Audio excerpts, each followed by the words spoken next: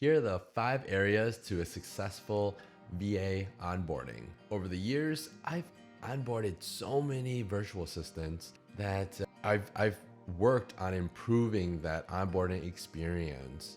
In the beginning, like most people, are like, okay, well, welcome to the company and here's some tasks. And that is the last thing you want to do. As much as you're excited to start assigning tasks or projects to the individual and you want them to be successful, but if you don't have the right foundations, the right starting point to allow them to be successful in their role here in your organization, if you don't get the foundation right, you're setting it up for failure. I'll tell you that right up front. So invest in the individual, invest your time, and it will pay off in the long run. So let's start with number 1. Establishing clear and measurable goals for your VA. So what does that look like? It means setting up a job scorecard or KPIs. Like for example, I recently brought on a new executive assistant, and one of my KPIs with her would be by the end of this year, which is only about 2 months away, I would like to be 100% hands off on my emails. So that means expectation wise is they're learning how to use the way we manage emails or use our email software and be able to understand how I would respond to emails. Not saying that I'm completely hands off, but at least I don't have to constantly look into the email program. And that's the expectation. So setting that up right up front so they know in the back of their mind as they're going through training, they're going to also highlight like, whoa, this is going to be important because this will affect my metrics. By the end of the year, that's one of my goals. I need to know emails. I need to know what David, how he responds. So the job scorecard is part, and KPIs inside the job scorecard is crucial in that.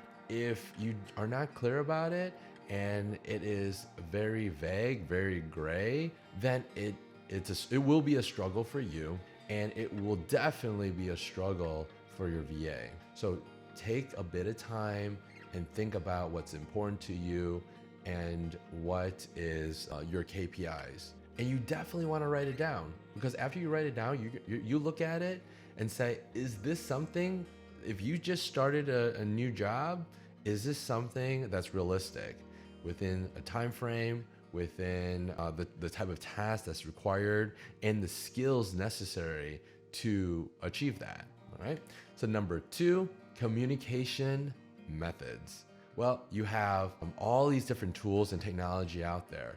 So I'm gonna list a few, some of the things that I personally use. For video, Zoom is great. Everyone knows it pretty much, and they have it already set up. So Zoom for great.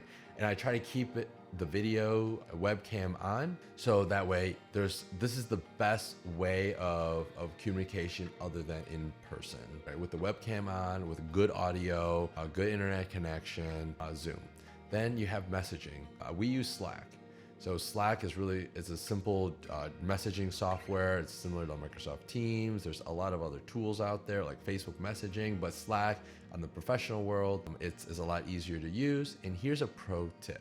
With Slack in the messaging, I have it on my phone here, and on my phone, you can just click the little mic and do a quick audio recording, and boom, you just send it off. So if you're a slow typer like me on the phone, and you want to provide also tonality, you definitely want to use that audio recording feature. And it also in Slack, it does a quick transcription of it too. So your assistant will love you for that. It just makes life easy for everyone. And finally, there's other pieces. There's email, like Gmail. And when I'm on the road, if your assistant has an iPhone or Facebook Messenger or WhatsApp, like I especially like iPhone for my executive assistant, not necessarily for other types of VAs, but I can call her, I can message her, I can do a FaceTime over iPhone. You can also do Facebook Messenger or WhatsApp. I only use these tools when I'm driving or I'm on the road, so I'm in a rush. But of course, there's always Slack, but it's harder to use Slack, and you should not use Slack while you're driving, but when you're parked. But if I'm driving, on iPhone or a call on Facebook Messenger, because it's tied to my vehicle, it's much better. And then you want to have some sort of task manager, something as simple as Twilio or Asana. We use ClickUp to organize the tasks and the due dates, when it's who they're assigned to, and then also there's an area where we can add comments and specifically talk about the task in itself. All right. Now here's a tip regarding communication. Of all of these types of communication, you want to have some sort of thing we call DODs, definition of done. That's taken from the agile world of software development. And what that means is it clearly states what completion of the task would look like.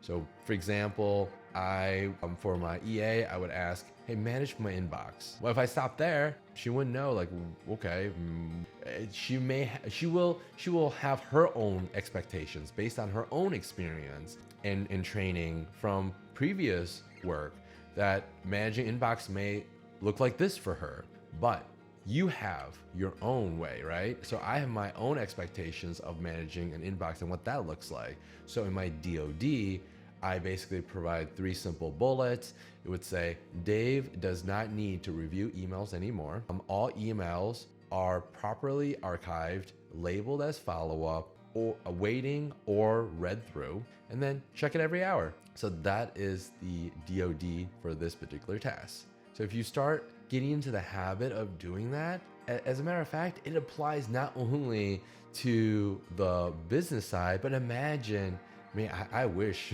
my significant other, my wife, would tell me, give me the DODs of, hey, can you grab us dinner, right?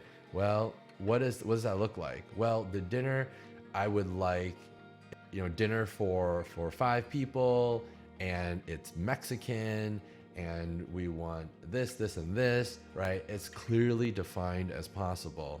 I know it's not that easy all the time, but imagine if we ourselves are communicating in that way, it makes everyone around us, their lives, so much easier. So there's communication methods. Number 3, setting a cadence. So what I like to do for my executive assistant, but also for new hires too, I'm having a daily morning call and a EOD call. So my daily morning calls, it's 15 minutes from 9 to 9:15, and I have a document.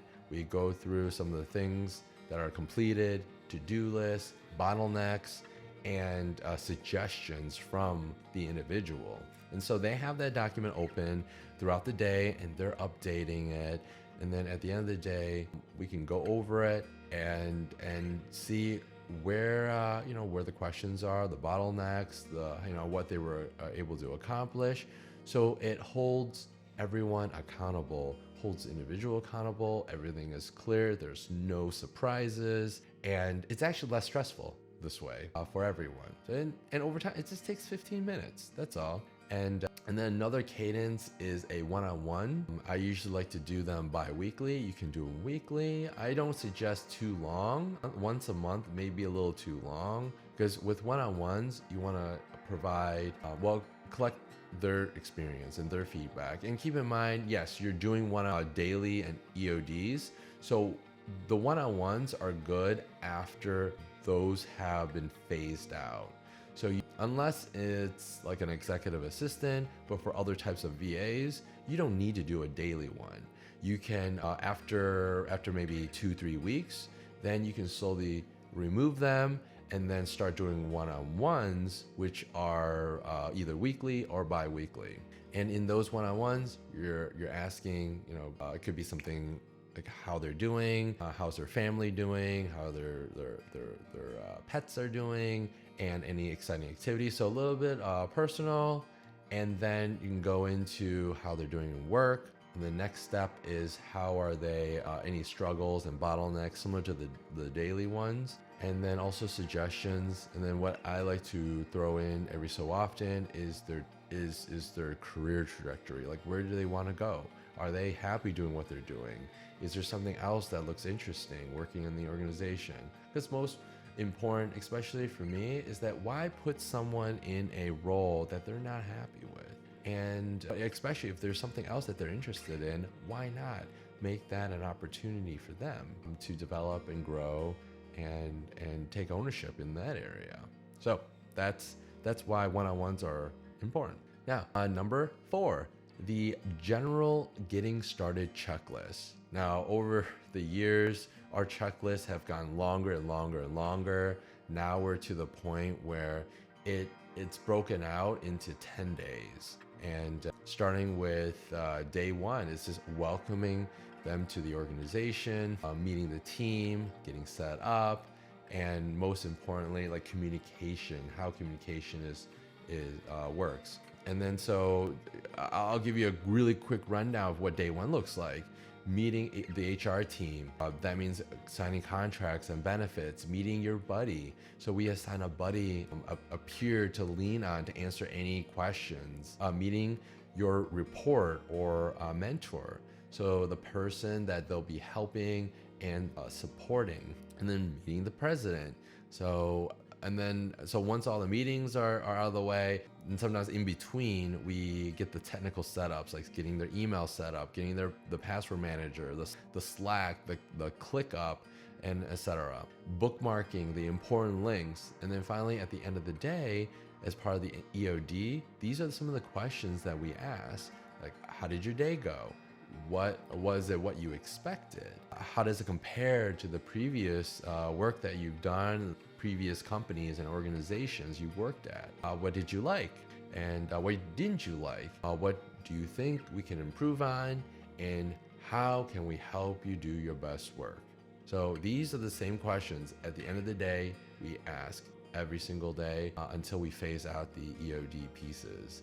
Day 2, we talk about Google email, Google Calendar, and shortcuts, like keyboard shortcuts. And day 3, we go right into ChatGPT now and ClickUp, and we also do a fun personality test. And then we take that test and we compare it to the manager or the president. So we have actually understanding based on everyone's personality is different. And sometimes the areas of contention or disagreement is mainly because our personalities are different. And by understanding that, it's a lot better to process and communicate through that rather than being frustrated.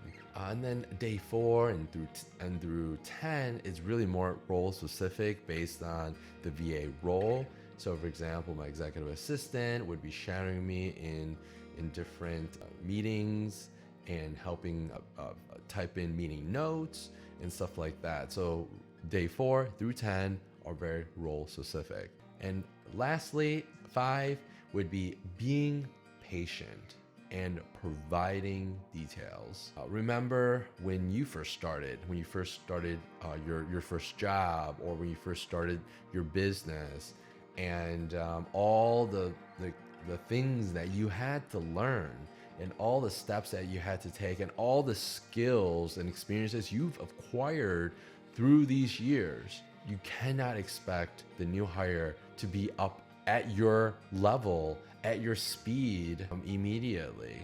It may take longer than a month, or even it may take a year. So, but understand that, believe in the process, believe in communicating, in the methods that I've outlined in this video, that when you consistently do that, they will improve, and eventually they will surpass you.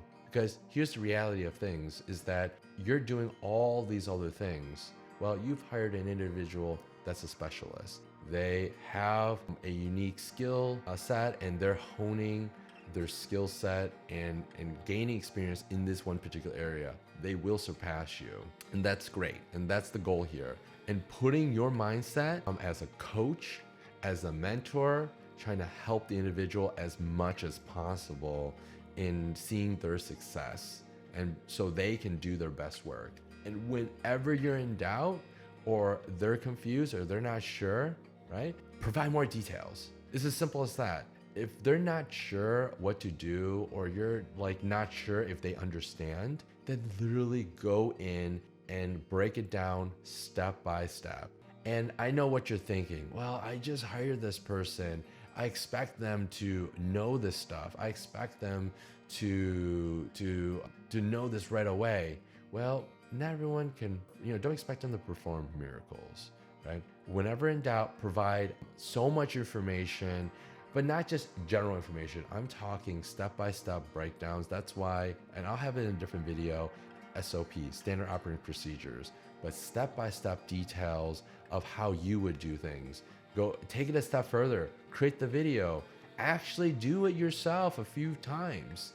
Create, have that, record it and walk them through it, and then have them do it and you watch. Okay. Again, going back to being a good coach and being a good mentor, right? You are responsible for their success. All right. So I hope this video has been helpful. If so, feel free to subscribe to our videos. I'll be producing more content just like this to help businesses and agencies grow and building a team, especially a remote team in the Philippines. Thanks. Talk to you later. Bye-bye.